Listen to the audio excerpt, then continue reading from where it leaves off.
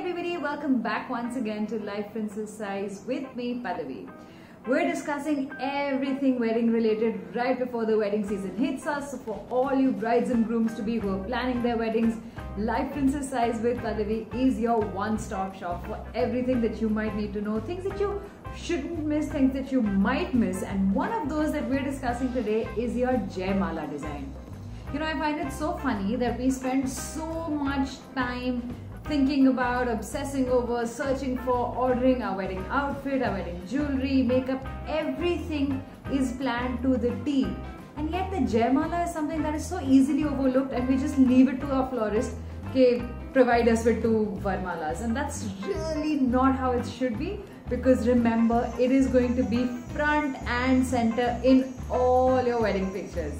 So that's exactly what we're talking about today, how you should plan your Varmala or Jaimala, what are the factors that should be in consideration, and some great design options. So before we move ahead, I'm going to request you to give this video a big thumbs up and subscribe to my channel if you haven't already.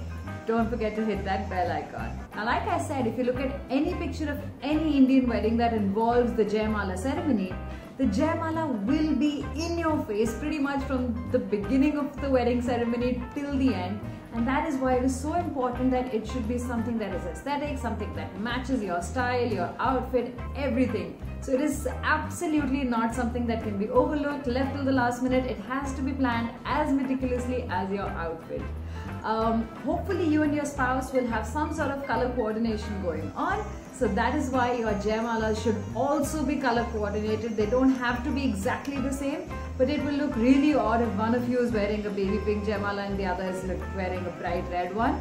So you have to make sure that you plan out Varmalas for both of you, something that complements both your outfits. Another tip here is to make sure that the Varmala is not the same color as your outfit. So you don't want it to blend in completely. You also don't want it to be a full contrast. I will never recommend that you wear a baby pink lehenga and a bright red Varmala. It's just going to kill the look of your outfit. So make sure that the colors are from a complementing color tone and not a contrasting one, and also not an identical color tone. Another thing about Varmalas that so many of us tend to overlook is the sheer weight of that.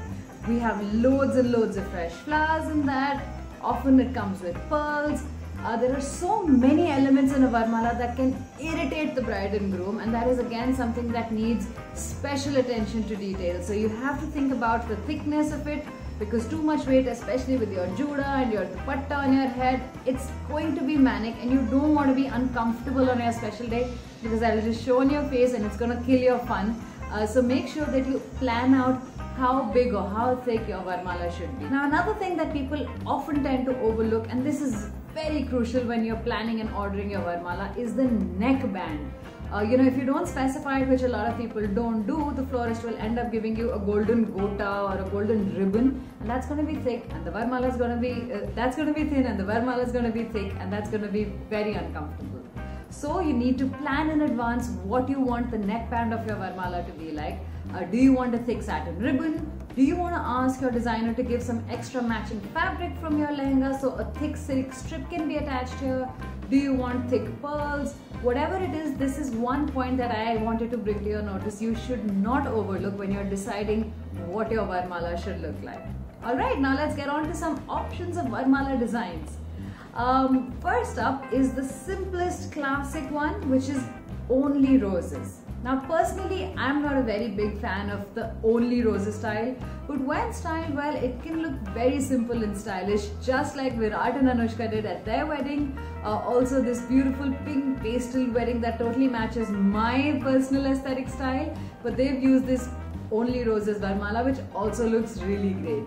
So you can opt for something as simple as that. This one is not going to be very heavy. This one is not going to be very complicated either. You can tell your florist well in advance if you want any particular shade, something that goes well with your outfit, and you can plan this well in advance and just have a garland of roses in a single color tone or mixed colors like Virat and Anushka. Another kind of Varmala that is one of my personal favorites is baby's breath. You can mix this up with mogra, or you can mix this up with any other white flower. You can use white orchids. I just personally love how delicate baby's breath looks. But you have to remember that this flower cannot work in the summer months. So if you are planning a summer wedding, please don't even bother. It's gonna wilt, it's gonna look horrible. So this is only and only for winter weddings, unfortunately. If you've been tuning into videos on Life Princess Eyes with Pallavi for a while, you're gonna think I'm sounding like a broken record, but I cannot stress on this enough, and that is the importance of choosing a theme for your wedding. Guys, I will say this in every video because I believe it so strongly that once you have a theme, everything else is so much easier, everything else falls into place. So for instance, if you're having like a rustic barn theme wedding, which was very in maybe like 3 years ago and could be making a comeback anytime soon, if you're going in for that rustic charm, how lovely would this Varmala look with these green elements in it? Some fresh leaves thrown in, some flowers thrown in. It's a beautiful blend, it's so offbeat. I think it looks absolutely fantastic, especially if you're doing an outdoor wedding. This will look absolutely perfect. So this is something you can keep in mind if you're going in for that kind of a theme. Now another very interesting choice that people make for their Varmala is plain red roses. Now if someone were to tell me to do a plain red roses Varmala, I would just visualize it and say, nothing doing, so old-fashioned, so boring. But just look at how Deepika and Ranveer use this for their wedding.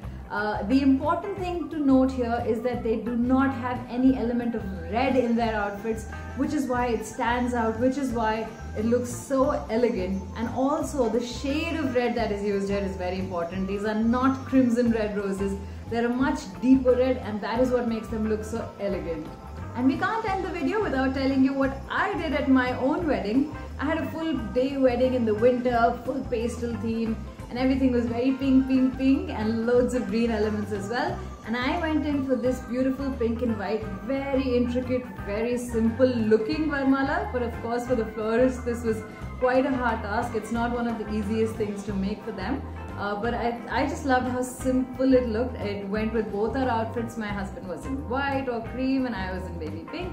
And that is why we used both of these colors in our Varmala, and I absolutely loved how it looked.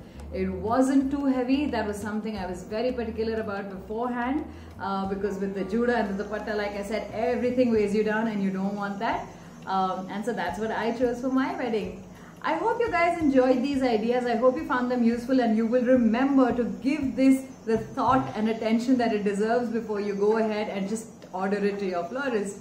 Tell me in the comments if you enjoyed this, if you have any more ideas or questions about wedding related things, and I'll be happy to try my best to help you out. I'll see you guys next time. Thanks for watching.